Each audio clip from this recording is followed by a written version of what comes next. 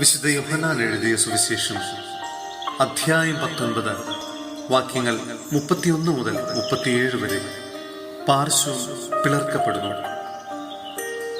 അത് സാബത്തിനുള്ള ഒരുക്കത്തിന്റെ ദിവസമായിരുന്നു. ആ സാബത്ത് ഒരു വലിയ ദിവസമായിരുന്നു. സാബത്തിൽ ശരീരങ്ങൾ കുരിശിൽ കിടക്കാതിരിക്കാൻ വേണ്ടി അവരുടെ കാലുകൾ തകർക്കാനും അവരെ നീക്കം ചെയ്യാനും യഹൂദർ പീലാത്തോസിനോട് ആവശ്യപ്പെട്ടു. അതിനാൽ പടയാളികൾ വന്ന് അവനോടുകൂടെ ക്രൂശിക്കപ്പെട്ടിരുന്ന രണ്ടുപേരുടെയും കാലുകൾ തകർത്തു. അവർ യേശുവിനെ സമീപിച്ചപ്പോൾ അവൻ മരിച്ചു കഴിഞ്ഞു എന്ന് കാണുകയായി അവന്റെ കാലുകൾ തകർത്തില്ല. എന്നാൽ പടയാളികളിൽ ഒരുവൻ അവന്റെ പാർശ്വത്തിൽ കുന്തം കൊണ്ട് കുത്തി. ഉടനെ അതിൽ നിന്ന് രക്തവും വെള്ളവും പുറപ്പെട്ടു. അത് കണ്ടയാൾ തന്നെ സാക്ഷ്യപ്പെടുത്തിയിരിക്കുന്നു. അവന്റെ സാക്ഷ്യം സത്യവുമാണ്. നിങ്ങളും വിശ്വസിക്കേണ്ടതിന് താൻ സത്യമാണ് പറയുന്നതെന്ന് അവൻ അറിയുകയും ചെയ്യുന്നു. അവന്റെ അസ്ഥികളിൽ ഒന്നുപോലും തകർക്കപ്പെടുകയില്ല എന്ന തിരുവെഴുത്ത് പൂർത്തിയാകാൻ വേണ്ടിയാണ് ഇത് സംഭവിച്ചത്.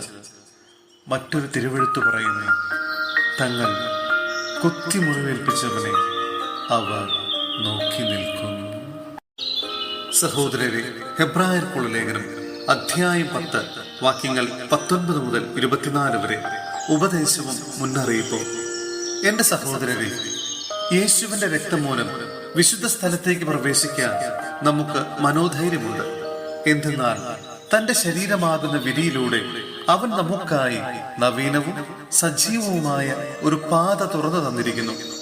ദൈവഭവനത്തിന്റെ മേൽനോട്ടക്കാരനായി നമുക്കൊരു മഹാപുരോഹിതനുണ്ട്. അതിനാൽ വിശ്വാസത്തിന്റെ ഉറപ്പുള്ള സത്യഹൃദയത്തോടെ നമുക്കടുത്തു ചെല്ലാം.